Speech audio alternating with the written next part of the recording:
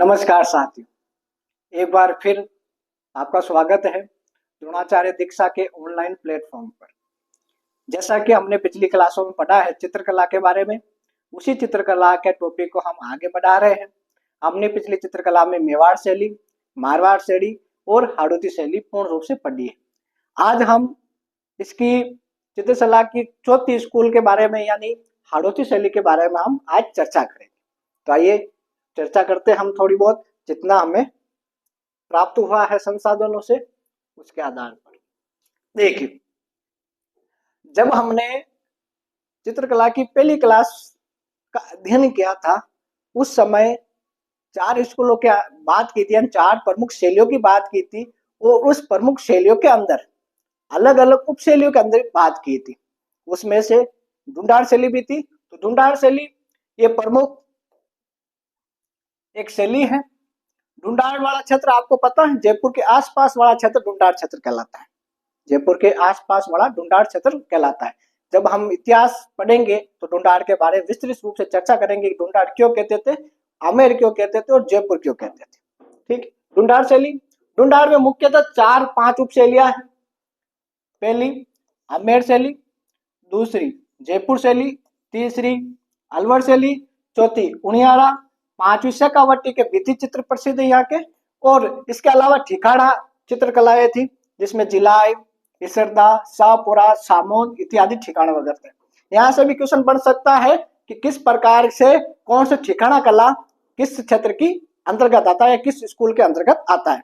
अगर ऑप्शन आ जाए शाहपुरा, शाहपुरा जयपुर वाला शाहपुरा, तो आगरे से आ जाए तो हमें करना क्या आंसर होगा कि जयपुर से ली गई ठिकाना कला थी। इसरदा हो जिलाई वगैरह ये। चलिए, नॉर्मल सी चीजें ये हमने पहली क्लास में भी इस पर चर्चा की थी। अब इस ढूंढाड़ शैली के अंदर हम बात करते हैं।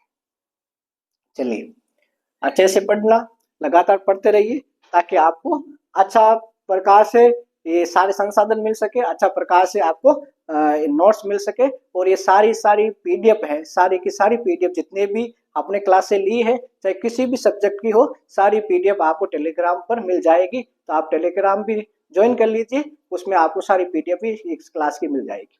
देखिए, ढूंढाड़ शैली, ढूंढाड़ शैली प्रमुख है। ढूंढाड़ शैली की प्रथम उप शैली है वो है आमेर शैली, वेरी इंपॉर्टेंट। इसको ढूंढाड़ शैली की प्राचीन शैली भी कहा जाता है, प्राचीन शैली। ढूंढाड़ शैली की प्राचीन शैली कौन सी? आमेर शैली। अगर ऐसे बात कहे कि सबसे प्राचीन शैली राजस्थान की कौन सी, तो हम मानते हैं कि मेवाड़ शैली सबसे प्राचीन मानी जाती है। उसी प्रकार ढूंढाड़ की सबसे प्राचीन शैली कौन सी? आमेर शैली मानी जाती है। तो आमेर के अंदर बात करते, देखो जयपुर चित्रण की परंपरा आमेर की चित्र शैली का विकास का परिणाम है। इसका मतलब क्या हुआ कि जो जयपुर शैली है वो आमेर से निकली है। समझ में आ गई बात? जयपुर जो शैली है वो आमेर शैली से निकली है, ये यहाँ पर कहना चाह रहा है। देखो, आमेर शैली का प्रारंभिक काल में चित्रित ग्रंथ है कुछ वेरी वेरी इंपॉर्टेंट है। एक था रज्मनामा, क्या नाम आया देख लीजिए, रज्मनामा। रज्मनामा महाभारत का नाम है। किसका नाम है? महाभारत का। किस भाषा में? फारसी भाषा में। इन फारसी भाषा में महाभारत को रज्मनामा कहते हैं। अगर मैं यहाँ लिख देता हूं थोड़ा सा, महाभारत, ये महाभारत का नाम है किस भाषा में? फारसी भाषा में। ठीक है, ये रज्मनामा अकबर को दिया गया था।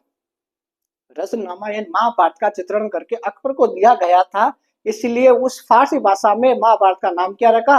रज्मनामा। वेरी इंपॉर्टेंट है। कब? 1588 में। और आपको पता है अकबर का काल इसी समय लगभग था। दूसरा ग्रंथ था यशोधरा चरित्र। यशोधरा चरित्र भगवान श्री कृष्ण के आधार पर यह ग्रंथ बनाया गया था और इसके भी चित्र आमेर शैली में बनते थे। ठीक है, चलिए, हाँ ये नीचे देखो अपने आ गया रज्मनामा की प्रति अकबर के लिए जयपुर के सूरत खाने में। किस खाने में? सूरत खाने में। ये सूरत खाना क्या? तस्वीरों बनाने का एक लैब, तस्वीरें बनाने की क्या है? लैब कह सकते। हम आगे चर्चा करेंगे सूरत खाने के बारे में क्या आता। ठीक है, ये जयपुर में है। पहले आमेर में था, फिर ये जयपुर में शिफ्ट कर दिया गया था। कब किया गया? हम इसी क्लास में बस पढ़ने वाले हैं। इस सूरत खाने में किसकी, रज़्मनामा की एक प्रति यानी फोटोकॉपी के रूप में इसको किया गया। उसमें 169 बड़े आकार के चित्र बनाए गए। कितने, 169 बड़े आकार के चित्र बनाए गए और उसमें बहुत सारे चित्रकारों के भी नाम लिखे गए थे। किसमें, इस रज़्मनामा में। बेराट, आपको पता ही जयपुर में एक सभ्यता भी है बेराट। मौजमाबाद ये जयपुर में है। भित्ति चित्र इस शैली से निर्मित है और जो मुगल प्रभाव साफ दिखाई देता है। इंपॉर्टेंट बात एक और, सर्वाधिक मुगल प्रभाव जयपुर शैली पर ही पड़ा, ढूंढाड़ शैली पर ही पड़ा। ढूंढाड़ का मतलब जयपुर मान सकते हैं, तो जयपुर शैली पर सर्वाधिक मुगलों का प्रभाव पड़ा था, क्योंकि लगभग राजस्थान के प्रथम शासक थे कौन, राजा बहारमल, जिन्होंने अकबर की अधीनता सबसे पहले स्वीकार की थी लगभग 1562 में। ठीक है, तो ये हम आगे चर्चा करेंगे जब इतिहास पढ़ेंगे। ठीक है, तो मुगल प्रभाव सबसे ज्यादा कहां दिखाई देता है, आमेर शैली में। समझ में आ रहा होगा बहुत अच्छे से। चलिए आगे चलते हैं। देखो आमेर शैली, ये जो पीछे वाला भाग था, ये चीज आमेर शैली का प्रथम चरण माना जाता है। उस समय इतने ज्यादा तो चित्र नहीं बनते थे, लेकिन कुछ मात्रा में बनना शुरू हुए, कुछ ग्रंथ बनना शुरू हुए। लेकिन जब राजा यहाँ इंटरेस्ट लेने लगे चित्रों में, कलाकारों को श्रेय देने लगे, तो उनकी दशा सुधरी, तो वो अच्छे अच्छे चित्र बनाने शुरू गए। तो मेवाड़ शैली का दूसरा चरण, आमेर शैली का दूसरा चरण किसके समय, मिर्जा राजा जय सिंह के समय। किसके समय, मिर्जा राजा जय सिंह के समय। किसके समय, मिर्जा राजा जय सिंह के समय। देखो इतिहास में बार बार कह रहा हूं, हम इतिहास में पढ़ेंगे, बिल्कुल पढ़ेंगे। इतिहास में 2 जय सिंह आए। अगर मेवाड़ ढूंढाड़ का जयपुर का इतिहास देखें तो उसमें 2 जय सिंह आए। एक जय सिंह आए मिर्जा राजा जय सिंह और एक जय सिंह आए सवाई राजा जय सिंह। देखो सवाई राजा, सवाई यानी एस से शुरू स्पेलिंग होती है सवाई की, इधर मैं देख लेता हूं कि एस से शुरू होती है सवाई की, और मिर्जा की एम से शुरू होती है। और हम देख लेते हैं कि अंग्रेजी वर्ण वाला में भी एम पहले ही आता है और एस बाद में आता है। तो हमेशा ध्यान रखना कि मिर्जा राजा जय सिंह का कार्यकाल पहले था और सवाई जय सिंह का कार्यकाल बाद में था। ठीक है, हम आगे बात करेंगे इनके बारे में भी, क्यों देखते हैं। मिर्जा राजा जय सिंह जिनका कार्यकाल लगभग 1621 से लेकर 67 तक था। इनके काल आरंभ काल में क्या, चित्रकला का दूसरा चरण शुरू हुआ था। मिर्जा राजा जय सिंह की रानी थी चंद्रावती, उन पर, रानी पर चित्र बनाने को चित्रकार को कहा गया और चित्र बनाने के लिए एक ग्रंथ की रचना की गई, जिसमें प्रमुख 2 ग्रंथ थे। पहला ग्रंथ कौन सा था, रसिक प्रिया। यह चित्रित ग्रंथ है, नाम रसिक प्रिया का मतलब एक चित्रित ग्रंथ है, उस ग्रंथ में लिखा गया था। और एक नाम कृष्ण रुक्मणी वेली। ये 2 ग्रंथ की रचना किसके लिए, अपनी रानी चंद्रावती के लिए किसने, मिर्जा राजा जय सिंह ने करवाया था। जिसमें मुख्यतः भगवान श्री कृष्ण के और राधा जी के प्रमुख चित्रों की प्रधानता, उसमें प्रधानता दी गई थी। प्रमुख विषय क्या थे, भगवान श्री कृष्ण थे। ठीक है, देखो यहाँ पर लिखा है कब ये ग्रंथ, ये ग्रंथ सन 1939 में बनाए गए थे। हालांकि इतना इंपॉर्टेंट नहीं है, लेकिन आपको ध्यान तो रखना ही है कि कृष्ण रुक्मणी वेली और रसिक प्रिया ग्रंथ मिर्जा राजा जय सिंह ने चित्रित करवाए थे। इस ग्रंथ में क्या होता था, इन ग्रंथों में देखो श्री कृष्ण गोपियों के युगल स्वरूप की लोक शैली के रूप में व्याख्यान। देखो आमेर के मिर्जा राजा जय सिंह ने 1939 में गणेश पोल का निर्माण करवाया। और गणेश पोल आपको पता, जयपुर के 5-7 प्रमुख दरवाजे गणेश पोल भी है। तो गणेश पोल पर बिल्कुल भित्ति चित्र बनवाए थे। किसने बनाए थे, मिर्जा राजा जय सिंह ने, इसलिए उनको याद किया जाता है। और ये जो भित्ति चित्रों के लिए अलंकित है, ये किसने काम किया था, मिर्जा राजा जय सिंह गणेश पोल पर भित्ति चित्रों का निर्माण करवाया था। आगे बात समझे, छोटी सी बात है। हमने क्या पढ़ा अभी तक, ढूंढाड़ शैलियों की उप शैलियां पढ़ी, ठिकाने कलाएं पढ़ी, आमेर का विकास किस प्रकार हुआ और मिर्जा राजा जय सिंह ने क्या इसमें योगदान दिया, इस पर अंदर बात की। अगला चलिए चलते हैं। ये आमेर शैली प्रमुख थी और आमेर शैली के कुछ कलाकार वगैरह हैं जो हमने आगे लिख लिए हैं, वो सारे आपको याद करना है, क्योंकि ढूंढाड़ आमेर में आएगा तो आपको पता चल जाएगा। दूसरी शैली है कौन सी, जयपुर शैली। Very very important. आपको पता है जयपुर की स्थापना 1727 में हुई थी और जब 1727 में हुई थी उस समय जयपुर के शासक थे। उस समय जयपुर के शासक कौन थे? सवाई राजा जय सिंह। इसीलिए जय सिंह के नाम पर ही जयपुर शहर पड़ा था। ठीक है, ये इतिहास की विषय है, हम इतिहास में बात करेंगे। हम कला संस्कृति पढ़े तो कला संस्कृति के अंदर बात कर रहे हैं। चलिए देखो, महाराजा सवाई जय सिंह के काल में कला का उन्नत काल कहा जाता है, यानी इनके काल में प्रगति हो रही थी। किसकी? चित्रकला की। बहुत अच्छे चित्रकार को श्रेय देने का प्रयास किया गया, बहुत अच्छे अच्छे चित्र बनाने का काम शुरू किया गया था। कहाँ? जयपुर शैली में। किनके काल में? सवाई राजा जय सिंह के काल में। ठीक है, सवाई राजा जय सिंह के काल में। देखो इनमें क्या चित्र बनाते थे? राज चिन्हों के। अलग अलग राज चिन्ह का मतलब होता है प्रत्येक राजा का अपनी चिन्ह होता है, तो उस प्रकार राज चिन्हों के चित्र, कोषों के, अलग अलग कोषों के, रोजमर्रा की वस्तुओं के, कला के खजाना, साज सजावट के सामान वगैरह जितने भी चीजें होती थी उनके चित्र यहाँ पर बनते थे। लेकिन very very important, very very important क्या? वेरी वेरी इंपॉर्टेंट है कि 36 कारखाने का निर्माण किया। कितने कारखानों का?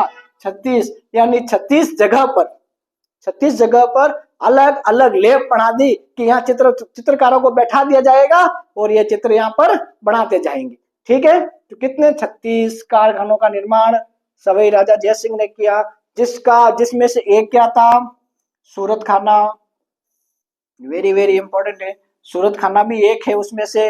वे चित्रकारों क्या या चित्रकार चित्रों का निर्माण करते थे। ठीक है, आगे बात समझ में। और सूरत खाना आमेर में बनाया गया था।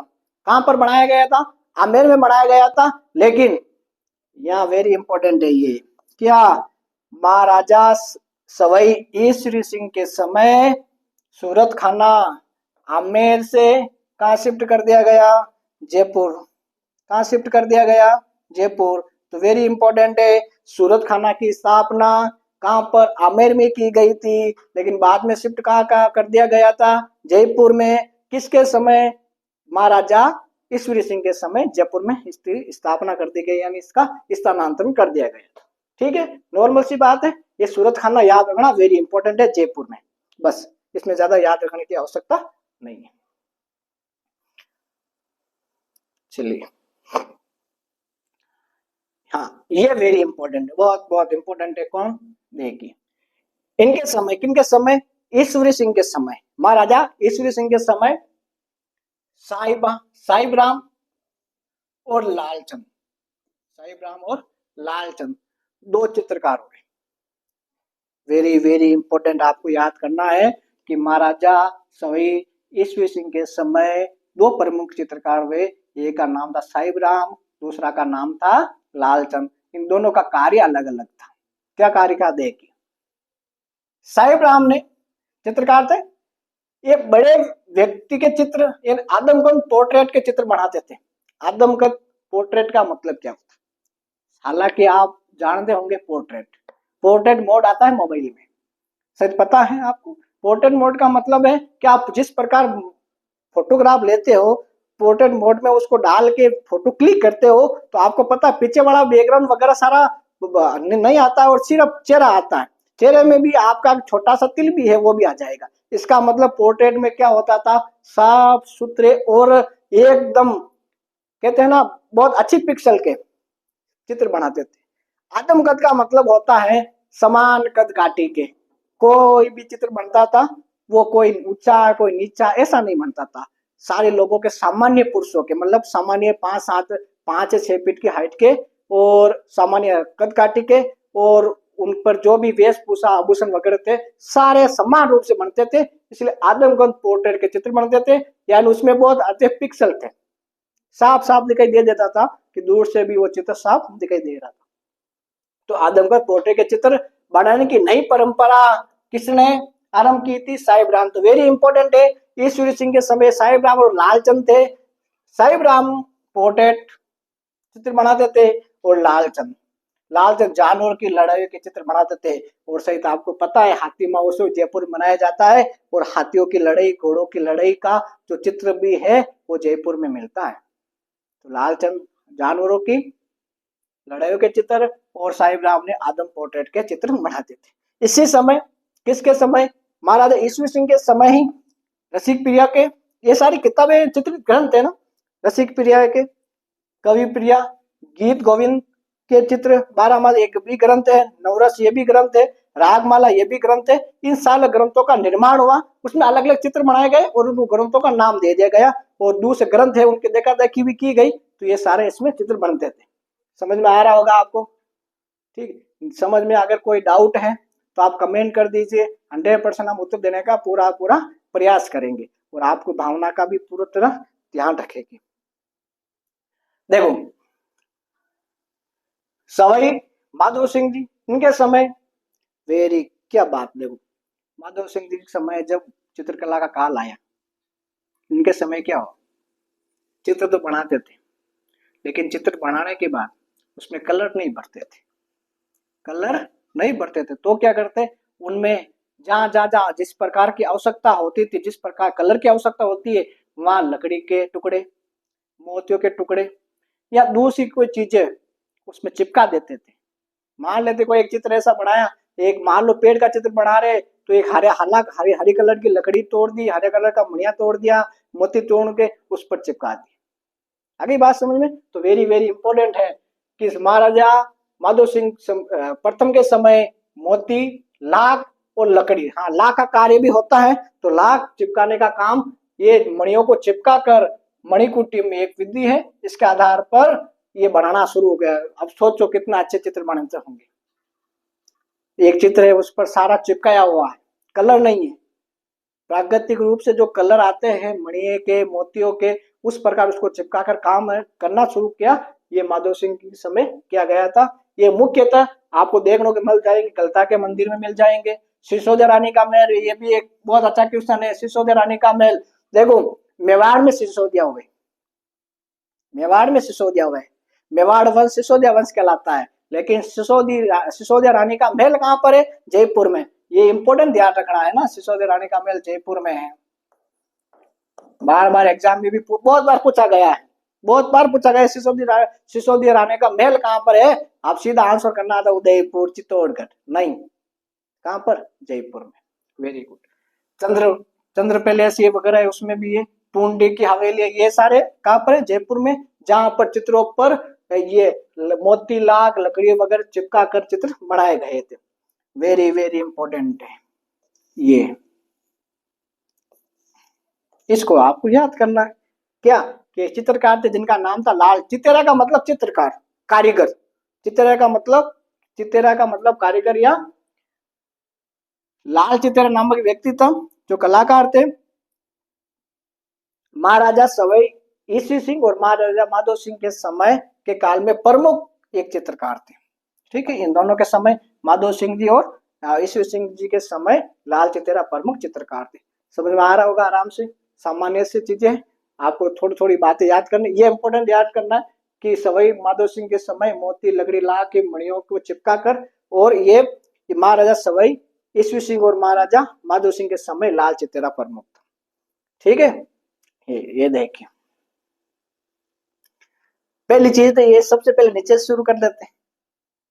पहली बात याद ही कर लेते, स्वर्ण काल, विकास काल वगैरह वगैरह, लेकिन इसमें आपको क्या याद करना है? स्वर्ण काल, वेरी वेरी इंपॉर्टेंट। जयपुर शैली का स्वर्ण काल प्रताप सिंह करते थे।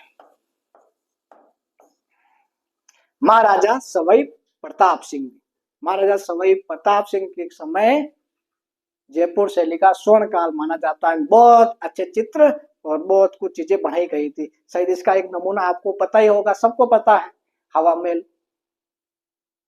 भगवान श्री कृष्ण के मुकुट की आकार का हवा महल बनाया गया, और कहां पर? जयपुर में। किसने बनाया था? महाराजा सवाई प्रताप सिंह जी ने बनाया था। इसलिए आपको याद करना है कि जयपुर शैली का स्वर्ण काल सवाई राजा प्रताप सिंह के समय बनाए गए। देखो महाराजा सवाई प्रताप सिंह के समय 50 से भी अधिक कलाकारों को सूरत खाने में रखा गया था। सूरत खाना अभी पढ़ा था, अमेर शिफ्ट हुआ जयपुर में, और जयपुर के बाद कौन? महाराजा सवाई प्रताप सिंह जी ने 50 कलाकारों को उसी जगह ड्यूटी लगा दी कि आप यहीं रहो, आपकी सारी व्यवस्था हम करेंगे, आप सिर्फ एक ही काम करना, चित्र बनाने का। कितने लोगों को? 50 लोगों को। कितने लोगों को? 50 लोगों को। ठीक, नियुक्त कर दिया। उनमें से मुख्यतः कौन कौन से इंपॉर्टेंट है, याद करना है। इंपॉर्टेंट राम सेवक, गोपाल, हुक्मा, चिमना, शालिग्राम और लक्ष्मण यहाँ के प्रमुख थे। ये सारे कलाकार हम आगे चर्चा कर लेंगे और, लेकिन ये इंपॉर्टेंट याद करना कि सूरत खान ने 50 कलाकारों की नियुक्ति सवाई प्रताप सिंह ने करवाई थी और मुख्य कलाकार ये सारे जयपुर से ले कलाकार है। ठीक है, इस समय राधा कृष्ण के चित्र, नायिका भेद के, राग रागनी के, बारहमान आदि के चित्रण बनते थे। ठीक है, नॉर्मल सा चीज है, इसमें कुछ याद करने, बार बार ये चीजें आ रही है क्योंकि अलग अलग राजा आ रहे हैं, अलग अलग इसको चित्र बनाने का प्रयास कर रहे। ठीक है, समझ में आ रहा होगा। चलिए आगे चल रहे। Maharaja Sawai Ram Singh, very very very कह सकते हैं इनको, इंपोर्टेंट है ये तो। महाराजा राम सिंह, महाराजा राम सिंह के काल में कला का विकास हुआ और इन्होंने very important Maharaja school arts and craft की स्थापना की 1857 में। आर्ट्स एंड क्राफ्ट की स्थापना की कब? 1857। किसने? राम सिंह ने, राम सिंह जी ने। उनका जो आप वर्तमान में आप क्या कहते हैं उसको, राजस्थान स्कूल ऑफ आर्ट्स के नाम से जानते हैं। स्थापना कब की? 1857। कोई डाउट है कौन सा? क्यों कि नॉर्मल चीजें है कि हमें याद करना है। महाराजा राम सिंह महाराजा स्कूल आर्ट्स एंड क्राफ्ट की स्थापना की, इसको वर्तमान राजस्थान स्कूल आर्ट्स एंड कहते हैं, जिसमें से प्रमुख चित्र बनाए जाते थे। चित्र क्या थे? भित्ति चित्रण, पोथी चित्रण, आदमकद पोर्ट्रेट के लघु चित्रण, छोटे छोटे चित्र बनाए जाते थे जिस पर मुगल प्रभाव ज्यादा होता था। ये इंपोर्टेंट है, मुगल प्रभाव। इसके साथ ही मुगल प्रभाव तो होता ही होता था, लेकिन मुगल प्रभाव होने के बावजूद वो राजपूत और लोक कलाएं को नहीं भूले थे। तो इसमें लिखा है कि राजपूती संस्कृति और लोक रंगों का भी महत्व बनाए रखा। बड़े पोर्ट्रेट, आदमकद व्यक्ति के चित्र, ये सारा हमने पढ़ लिया है। और भित्ति चित्रण की परंपरा जयपुर शैली से विशिष्ट है। भित्ति चित्र भी जयपुर शैली से बनना शुरू हुए थे। कोई डाउट नहीं होना चाहिए। लगातार मेहनत करते रहिए और मेहनत करने से ही हमें सब कुछ याद होने का ज्यादा प्रयास होगा। इसके अलावा देखो, लगातार आप पढ़ोगे तब आपको वो चीज समझ में आना शुरू हो जाएगी। अगर आप एक दिन पढ़ लिए, 2 दिन नहीं पढ़े, 2 दिन पढ़ लिए, 4 दिन नहीं पढ़े, तो ऐसे समझ में नहीं आएगी। लेकिन प्रयास आपको लगातार करना पड़ेगा, प्रैक्टिस आपको लगातार करनी पड़ेगी, जब जाकर आपको कुछ याद होने का ज्यादा बेनिफिट होगा। ठीक है, हालांकि साइकोलॉजी में एक चीज है, साइकोलॉजी में चीज है क्या कि एक दिन पढ़े तो उसको 30 दिन वापस पढ़ना है, 30 दिन पढ़ी हुई चीज 7 दिन के अंदर वापस पढ़ना है, 15 दिन के बाद वापस पढ़नी है, 1 महीने के बाद वापस पढ़नी है, 3 महीने के बाद वापस पढ़नी है, तब जाकर वो कंठों में निवास करती है। तो याद रखना, लगातार आप मेहनत करते रहिए, लगातार आप पढ़ते रहिए, ताकि ये चीजें बहुत अच्छी तरीके से मिल जाएगी। आज लगभग ये एक चित्रकला का टॉपिक हम लगभग पूरा कर लेंगे। उसके बाद इसकी जस्ट अगली क्लास हम चित्रकला के जितने भी क्वेश्चन आए हैं उस पर हम बात करेंगे। ठीक है, चलिए आगे चलते हैं। जयपुर के भित्ति चित्रों का एक विशेष पद्धति है जिसको स्थानीय भाषा में क्या कहते हैं, वेरी इंपॉर्टेंट, आला गिल्ला, आराइस और मोराखासी। आला गिल्ला, आला गिल्ला के बारे में आप क्या जानते हो? आला का मतलब गिल्ला, गिल्ला का मतलब गिल्ला, मारवाड़ी भाषा में आला गिल्ला कहते हैं। आला गिल्ला होता क्या था? देखिए, आला गिल्ला एक पद्धति है, और शायद हो सके हम बचपन में ऐसा प्रयास भी किया होगा। आला गिल्ला में देखो क्या है, आला गिल्ला पहले देख लेते इसमें। इस पद्धति में चूने को तैयार किया जाता प्लास्टर के रूप में, उसको घोटकर बस चिकना कर लिया जाता था, फिर उस पर चित्रण किया जाता था। ये आला गिल्ला, आराइस या मोराकासी चित्र कर लेते थे। चूना था, चूना पहले के समय चूना ही था, तो चूना को क्या करते, बड़े गिला करके उसको बादशाह से प्लास्टर करते और गिले गिले प्लास्टर पर भी वो चित्रांकन कर देते थे। हमने भी बचपन में किया होगा, एक मिट्टी ली होगी, मिट्टी गिली की होगी, उस पर ऐसे करके या उसको कुछ उकेरने का प्रयास किया होगा, तो आला गिला पद्धति। इसके मैं चित्र लाया हूँ, आगे बताऊंगा अभी, है ना। इसका आला गिला के, तो आला गिला सामान्य अर्थों में हम कह सकते आला गिला। इस कला को हम आगे जब लोक कलाएं पढ़ेंगे तो उसमें विस्तार से चर्चा करेंगे। आला गिला पद्धति कब आई, क्यों आई, किस कारण आई, इसका अलग अलग नाम क्या है, इसका कारण क्या था, वगैरह वगैरह सारी चीजें।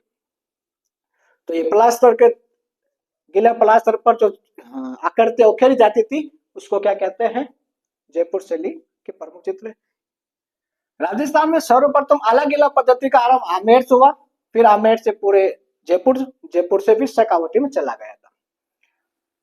जो कछवा और मुगल के संभव को प्रभाव का परिणाम था, क्योंकि मुगल के समय आला गीला पद्धति आई थी इसलिए, और मुगलों और कछवा वंश यानी जयपुर वाले के बहुत घनिष्ठ संबंध हुआ करते थे, तो उनके देखा देख करना का प्रयास था, मुगल प्रभाव वहां पर था। इसके अलावा जयपुर शैली पे भी प्रभाव होता है। जयपुर शैली के ठिकाना इसरदा, सिवाड़, जिलाई, उनियारा, चौमू, सामोद, मानपुरा वगैरह इन ठिकानों पर भी आला गीले पद्धति का वर्चस्व बढ़ने लगा, वहां के लोग भी ऐसा काम करना शुरू कर दिए थे। ठीक है, ये ठिकाना पर पेंटिंग विकसित होने लगी। ये आला गीला पद्धति, कोई डाउट नहीं। 3 नाम है, आला गीला, आराइस और मोराकासी। ये पद्धति है जो स्थानीय भाषा में कहते हैं, और ये जयपुर वाले क्षेत्र, आमेर वाले क्षेत्र में था। इसके 1-2 क्वेश्चन ऐसे ही देख लीजिए। क्वेश्चन क्या चित्र है, ये देखो कैसा लग रहा है सर, फोटो चित्र तो इनो फोटो। एक बात और है, नहीं देखो ये चीज क्या लिखी है, हमारे घर में किसी के शादी हो रही, आज भी होता था, पहले भी होता था सर। अब तो बड़ी बड़ी प्रिंटिंग मशीन आ गई तो सीधा बैनर लाके चिपका देते थे, पहले ऐसा नहीं होता था। जैसे घर में ब्याह शादी होता था तो वहां पर उसके घर के बाहर वाले दीवारों पर पेंटिंग बनाई जाती थी, और ये उसी का एक नमूना है। लिखा है हमारे घर लाडली रो ब्याह ऐसा आवनो पधारनो है, तो वो चित्र इस प्रकार थे। देखो ये सारी उखेरी हुई चीज है, उखेरी हुई है। ये पहले प्लास्टर किया उस पर चिपकाया हुआ वापस है। ये देखो ये इधर से इस प्रकार उखेरी हुई है। ये एक डोली है, ये व्यक्ति है यहाँ पर जा रहे हैं। देखो इस प्रकार की कला होती थी, पेंटिंग की बहुत अच्छी कला होती थी। और एक और चित्र है, ये देखो मयूर का चित्र है। ये पेड़ की एक शाखा पर बैठा है, और ये चित्र एक दीवार पर बनाया गया, आला गीला पर बना दिया, उस पर बाद में उसको कलर कर दिया गया। और मुख्य बहुत सारे चित्र यहाँ से बनते थे, मयूर। और एक आपको पता है वीर गीत थी, मोरिया अच्छा बोलियो और धरती रात में, ये वीर गीत भी है। आगे पढ़ेंगे वीर गीत बहुत अच्छे, मेरे फेवरेट है। आपको बताएंगे कि वीर गीत काके भी बताएंगे कैसे गाया जाते हैं। ठीक है, हाँ बस आप जुड़ते रहिए, वो लगातार पढ़ते रहिए, बस इतना कहना। आगे चलो भाई, ये भी रुक गया कि नहीं, थोड़ी देर और देखना दो, निरीक्षण दो।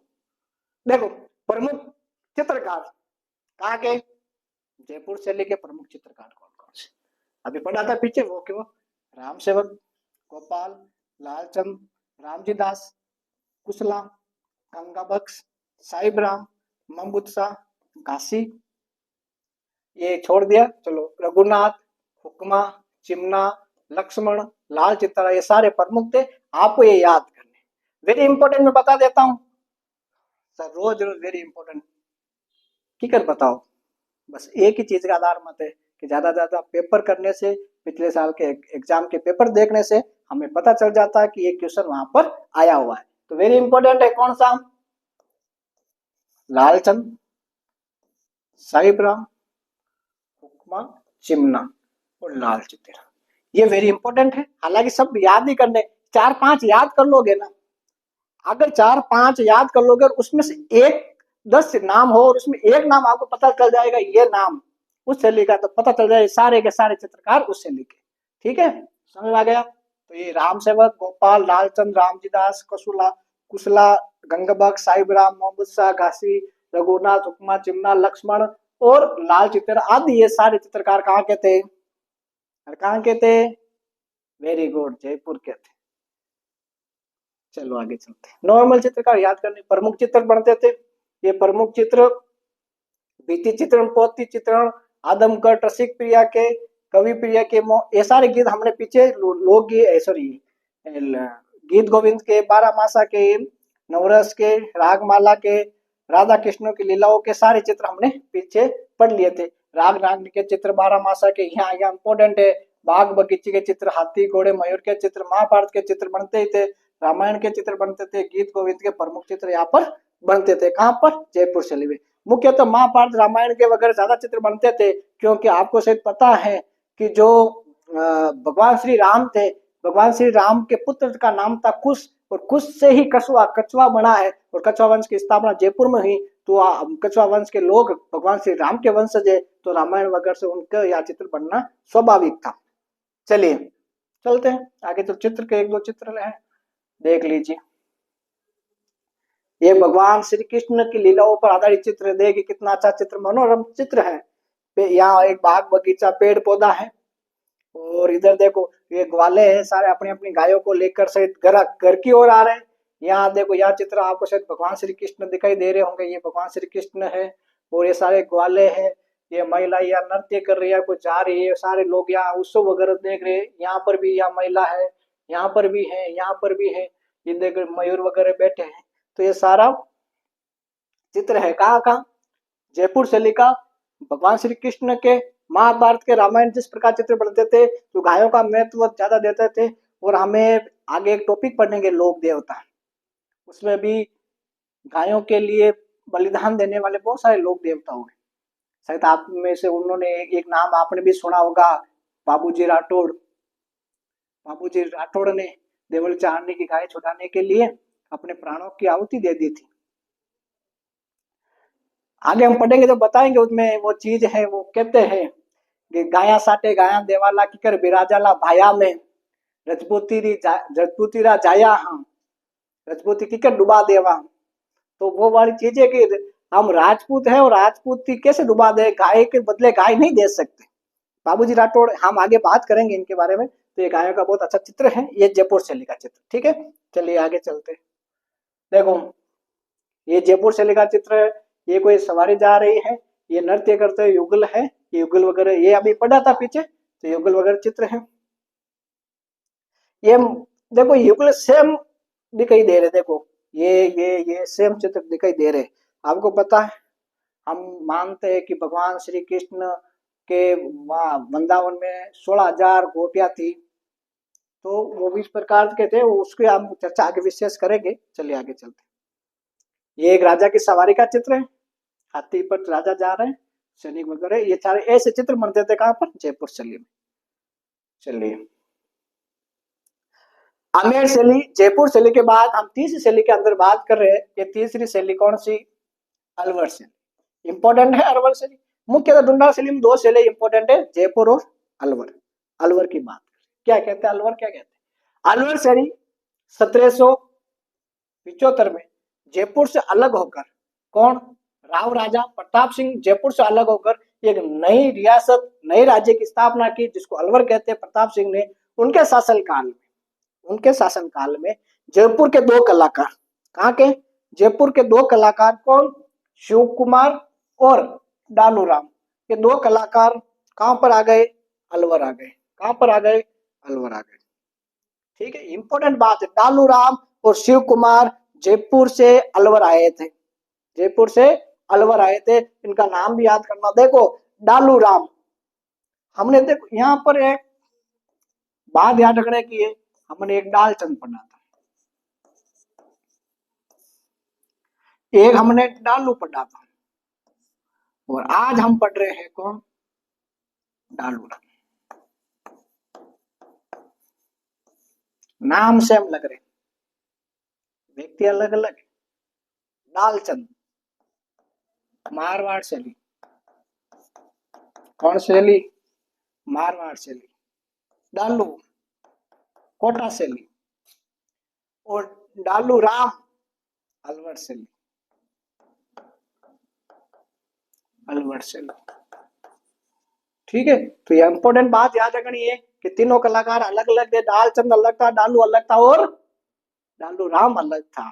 तो याद रखना, डालू राम और शिव कुमार दोनों अलवर शैली में थे, और अलवर शैली के दोनों कलाकार जयपुर से गए थे। अलवर शैली का विकास काल बख्तावर सिंह के समय था, इंपॉर्टेंट याद कर लीजिए। उससे भी इंपॉर्टेंट स्वर्ण काल अलवर शैली का विनय सिंह के समय था। किसके समय, विनय सिंह के समय। अलवर शैली का विकास काल बख्तावर सिंह के समय, और स्वर्ण काल विनय सिंह के समय था। वेरी इंपॉर्टेंट है, बस इसके अलावा आपको ज्यादा याद करने की आवश्यकता नहीं। हाँ, लेकिन इस अलवर शैली में 4-5 राजा आएंगे, उनके बारे में हम थोड़ी चर्चा करेंगे। कौन कौन से राजा आएंगे, चर्चा आगे बात समझ में। अलवर शैली, अलवर बड़ा कैसे था? तो 1775 में जयपुर से अलग होकर राव राजा प्रताप सिंह ने अलवर की स्थापना की थी। उसके बाद जयपुर से 2 कलाकार शिव कुमार लालूराम कहाँ चले गए? अलवर चले गए और वहां पर चित्रकारी का बनाना शुरू किया। और उस अलवर शैली का विकास काल बख्तावर सिंह के समय और स्वर्ण काल विनय सिंह के समय था। ठीक है, देखो राजगढ़ महलों में शीश महल का चित्रण करवाकर बख्तावर सिंह ने यह चित्रकला की नई शुरुआत की थी। वेरी वेरी इंपॉर्टेंट है।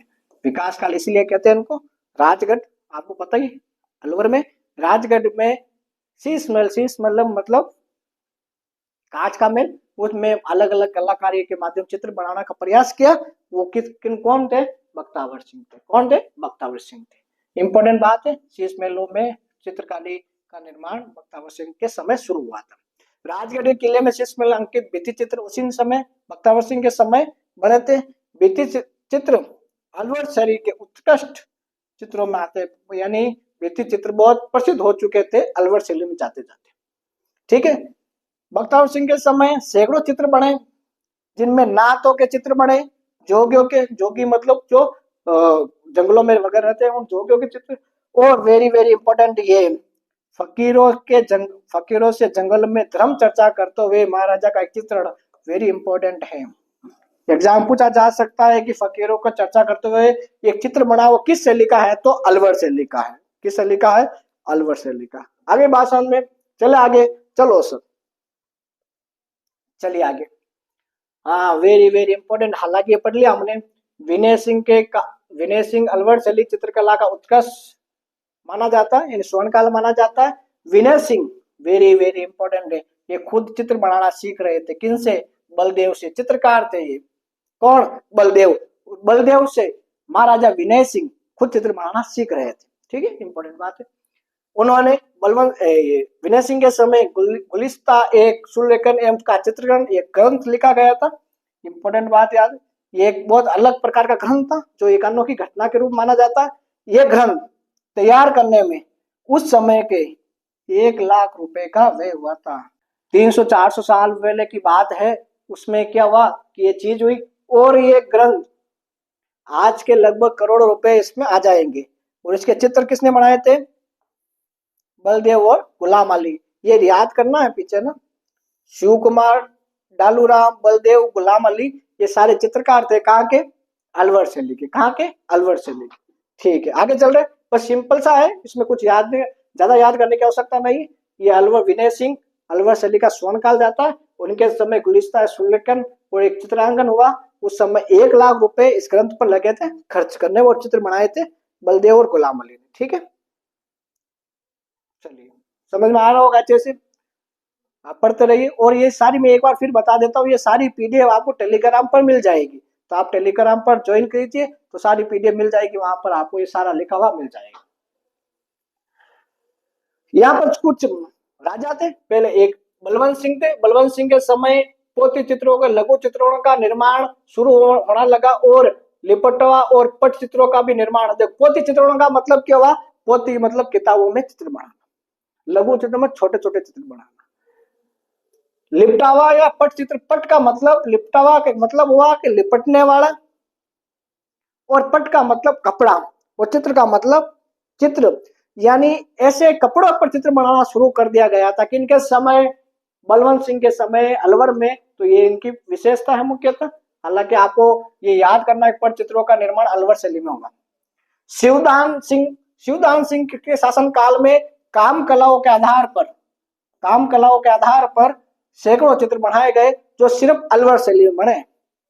काम कलाओं के आधार पर सिर्फ कहां पर बने हैं? अलवर शैली में बने। ठीक है, हाँ, एक क्या इंपॉर्टेंट बहुत अच्छा चित्र बना था नफरी वादन का। नफरी एक वाद्य यंत्र है, सुशील वाद्य यंत्र नफरी। उसको वाद्य यंत्र बजाते, ब्याह शादियों में ज्यादा मुख्यतः बजाते उस क्षेत्र में, शेखावटी और अलवर क्षेत्र में वो नफरी वाद्य यंत्र का बजाता हुआ व्यक्ति का बहुत अच्छा चित्र बना है। ठीक है, अभी ये नफरी का मैं चित्र लाया हूँ, ये बता दूंगा आपको मैं नफरी कैसे दिखाई देती। ठीक है, बहुत अच्छा चित्र बना था। किस शैली में बना था? अलवर शैली में। महाराजा मंगल सिंह महाराजा मंगल सिंह के शासन काल में वेरी वेरी इंपॉर्टेंट है, वेरी वेरी इंपॉर्टेंट है।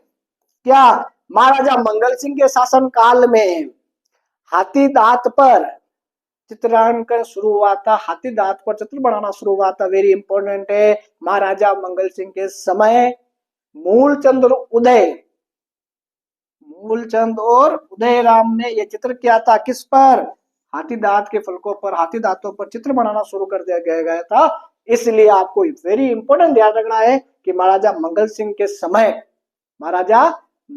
के समय क्या हाथी दांत के फलकों पर चित्र बनाना आरंभ किया था, और मुख्य कलाकार कौन थे? मूलचंद तथा उदयराम, मूलचंद और उदयराम। कोई डाउट है? बिल्कुल कोई डाउट नहीं होना चाहिए। इंपॉर्टेंट, वेरी इंपॉर्टेंट, फिर कह रहा हूं, महाराजा मंगल सिंह के समय ये इंपॉर्टेंट नाम तो याद करना है। कौन? मूलचंद उदयराम में अलवर शैली में हाथी दांत पर चित्र बनाते थे। ठीक है, चलिए ये देखो, ये नफरी का चित्र आ गया। देखो सुशील वाद्य यंत्र में बहुत अच्छा सा चित्र दिखाई दे रहा है। ये मुख्यतः मांगलिक कार्य पर बजाया जाता है। ठीक है, ये नफरी का चित्र है, वेरी वेरी इंपॉर्टेंट। क्या? अलवर ईरानी, मुगल और जयपुर शैली से प्रभावित थी। इंपॉर्टेंट बात याद रखना, अलवर शैली ईरानी और मुगल शैली और जयपुर शैली से संभावित थी। अलवर शैली के चित्र शैली का प्रमुख देखो, ईरानी, मुगल और जयपुर शैली से प्रभावित है। वेरी इंपॉर्टेंट, याद रखना है, ये तीनों चीज वेरी इंपॉर्टेंट है, ये याद भी रखना है आपको। इसके अलावा वेरी वेरी इंपॉर्टेंट है, ये वेश्या गलत लिखा या डबल मात्रा आ रही है ना, वेश्याओं के चित्र केवल अलवर शैली में बनते थे। ये वेश्या गणिका एक ही है ना, गणिका वेश्या, ये उस समय ऐसा नाम चलता था। तो वेश्याओं के चित्र केवल अलवर शैली में बनते थे, और यहाँ प्रमुख चित्र होते थे हाथी दांत पर चित्र, बहुत सारा चित्र होता था, योगासन के चित्र होते थे, योगा करते हुए वगैरह, और गणिकाओं के चित्र या प्रमुख विशेषता थी कहाँ की? अलवर शैली। और ये नफरी का एक वाद्य यंत्र का चित्र है। ठीक है, चल आगे चलते। ये अलवर शैली के प्रमुख कलाकार भी, हाँ ये लो, अलवर शैली के प्रमुख कलाकार, वेरी वेरी चित्रकार कलाकार, एक ही बात है। ये अलग अलग राजा के समय, हालांकि ये याद तो नहीं करना है, एग्जाम में भी नहीं पूछा जाता, लेकिन कभी कभी क्या हो सकता है, क्या मारवाड़ी में कहवा कि ऊंट माटे बेटोड़ा ने कुत्तो खा जावे, ऊंट माल बेटोड़ा कुत्ता खावड़ा मतलब समझ चुके हो। ऊंट इतना बड़ा होता है, कुत्ता कितना सा होता है, उसके बाद भी वो हमें काट लेता है। तो ये लिख ले तो अच्छी बात है थोड़ी सी। देखो जयपुर से, सॉरी, अलवर शैली के चित्रकार जमुना दास, छोटे लाल, बक्साराम, नंदलाल, ये प्रमुख चित्रकार बलवंत सिंह के समय थे। बलदेव, गुलाम अली, विनय सिंह के प्रमुख कलाकार थे। मूलचंद और उदयराम मंगल सिंह के समय, अभी हाथी दांत के लिए, हाथी दांत के लिए थे ये। बलदेव, डालूराम, सलगा, शालिग्राम, ये बख्तावर सिंह के समय थे। और राम गोपाल, राम प्रसाद, जगमोहन और रामसाई नेपालिया, ये सारे महाराजा जय सिंह के समय थे। महाराजा जय सिंह के समय चित्रकला का तो निम्न स्तर आ गया था, लेकिन ये लोग जीवित रखा था इसको, शैली को, चित्र शैली। ठीक है, ये इंपॉर्टेंट है, ये आप देख लीजिएगा। जमुना दास, छोटेलाल, बक्साराम, नंदाराम, बलदेव, गुलाम अली। ये बलदेव के साथ यहाँ एक नाम और भी लिख सकते हो यार, मैं लिख देता हूँ, सहदेव भी नाम लिख सकते हो। ये भूल गए होंगे हमारे टेक्निकल टीम, टाइपिंग मास्टर भी, ये सही हो सका तो ये सारी चीजें। चलिए ठीक है, ये सारे आपको आराम से देख लीजिएगा, पता चल जाएगा। 4-5 मोटे मोटे रूप से नाम, हाँ ये भी बता देता हूँ। देखो 1 2 तो 3 4 और 5, इसके अलावा इलदेव, ये और ये 5-6 नाम आप याद कर लोगे मोटे मोटे तौर पर तो बहुत अच्छा होगा। ठीक है, चलिए आगे। चलो सर, उनियारा शैली, उनियारा अलवर के पास वाली जगह को उनियारा शैली कहते। नरुका ठिकाने के वंश में ये विकसित किया गया था, राव राजा सरदार सिंह ने इसको विकसित किया था। और उनियारा शैली में मुख्यतः कलाकारी है, चित्रकार है धीमा, मीर बख्श, काशी, राम लखन और भीम, ये प्रमुख चित्रकार थे उनियारा शैली के। इंपॉर्टेंट यही याद करना, इसके अलावा कुछ याद नहीं करना। और इससे भी ज्यादा ये इंपॉर्टेंट है कि राम, सीता, लक्ष्मण, हनुमान किसके द्वारा चित्र बनाए जाते थे? मीर बख्श के द्वारा चित्र बनाए जाते थे, जो उनियारा शैली के बहुत उत्कृष्ट और बहुत सुंदर चित्र थे। किनके? भगवान राम, लक्ष्मण, सीता और हनुमान जी के। ठीक है, उनियारा शैली, बूंदी और जयपुर शैली का प्रभाव इसमें होता है। ठीक है, कोई डाउट? नहीं सर, कोई डाउट नहीं है। चले आगे चले, नॉर्मल चीज है। दिमाग, मीर बख्श तो वेरी इंपॉर्टेंट है, दूसरा याद करो ना करो, लेकिन दिमा और मीर बख्श याद करना है उनियारा शैली में। कहां पर? उनियारा शैली में। चलिए अगला, ये उनियारा शैली देख लीजिए। इस वक्त क्या लगाया तो नहीं, 4 नंबर लगा दो इस पर, और क्या गया 5वां नंबर। जयपुर शैली के भित्ति चित्रों में सर्वाधिक प्रभाव शेखावटी में पड़ा। बिल्कुल, शेखावटी में बहुत सारे भित्ति चित्रों का निर्माण हुआ है। तो सर्वाधिक जयपुर में भित्ति चित्र का शुरुआत हुई आमेर से, लेकिन सर्वाधिक प्रभाव कहां पर पड़ा? शेखावटी में पड़ा। शेखावटी के श्रेष्ठी जनो, श्रेष्ठी का मतलब महाजन पाणी, व्यापारी मुख्य रूप से कह सकते हो व्यापारी। व्यापारी लोग पैसे कमाते थे, तो व्यापारी लोग पैसे कमाते थे तो अपने घर को अच्छा दिखाने के लिए वो चित्र का निर्माण करवाते थे और भित्ति चित्रों का निर्माण करवाते थे। इसलिए बड़ी बड़ी हवेलियां बनाई और हवेलियों में चित्र बनाना शुरू किए। तो ये सारी हवेलियों पर इनका प्रोत्साहन श्रेय दिया। नवलगढ़ की हवेली, रामगढ़, फतेहपुर, लक्ष्मणगढ़, मुकुंदगढ़, मंडवा की, बिसाऊ की हवेलियां, ये नाम प्रसिद्ध है। और हम मंदिर, हवेलियां जब पढ़ेंगे तो इसमें विस्तार से बात करेंगे। बचावतों की हवेली कहाँ पर, सोना चांदी की हवेली कहाँ पर वगैरह, ये सरदार मोदी की हवेली कहाँ पर, ये सारी हवेलियों के अंदर बात करेंगे। ठीक है, ये मुख्य चित्र है। इन्हीं भित्ति चित्रों के कारण शेखावटी को ओपन आर्ट गैलरी कहते हैं। ओपन आर्ट गैलरी कहते हैं, यानी पूरे खुला मैदान में जहां जाओगे शेखावटी में, प्रत्येक घर पर ऐसे चित्र या बड़ी बड़ी हवेलियों पर ऐसे चित्र बन जाएंगे जहाँ किसी गैलरी में जाने की आवश्यकता नहीं है। जैसे फोन में जाते हैं कि फोन में गैलरी में जाएंगे तो फोटो दिखेगी, पिक्चर दिखेगी, लेकिन वहां ऐसा नहीं है, सिर्फ ओपन है। वहां जाओगे तो भी पता चल जाएगा कि हम शेखावटी में आ गए, शेखावटी आपका स्वागत करता है। ठीक है, चलिए आगे चलते। वहां चित्र कैसे बनते हैं? बड़े बड़े हाथी घोड़े के, चौबदारों के, चौरीधारनियों के अंकन, ग्वासों के दोनों ओर, हवेलियों में दोनों तरफ कुछ हाथी घोड़े कुछ रखे हुए होते होंगे। छज्जे के नीचे चित्रों अपनी सूझबूझ से मल युद्धों के, कुश्ती के, गोदौन के, विचित्र पशु पक्षियों के, राक्षसों के, राग रागनी के, साधु संतों के, लोक कथाओं के चित्रांग विशेष अंकन होता था, जो उनको विशेष रूप से शेखावटी का प्रसिद्ध है। हवेली की बाह्य दीवारों और अंदर कथात्मक बड़े बड़े फलकों पर चित्रण किया जाता था।